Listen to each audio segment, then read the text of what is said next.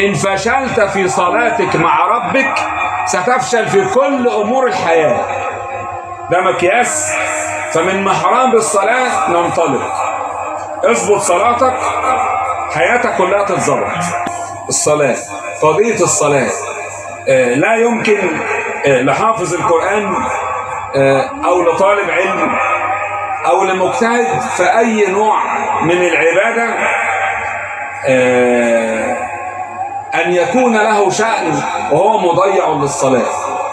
خدها قاعدة مني كده، اللي يضيع الصلاة ضيع أي حاجة، واللي يحافظ على الصلاة يحافظ على أي حاجة. هتقول لي أنا طالب علم وبدرس، مضيع الصلاة مش هتطلب علم. هتقول لي أنا حافظ للقرآن وهكمل، وتضيع الصلاة مش هتكمل حفظ.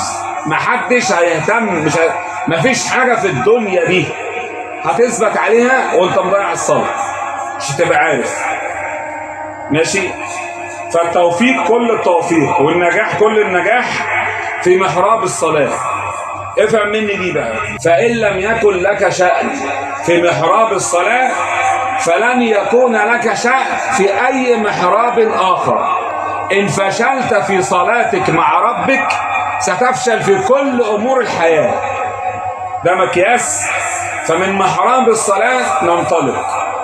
اظبط صلاتك حياتك كلها تتظبط.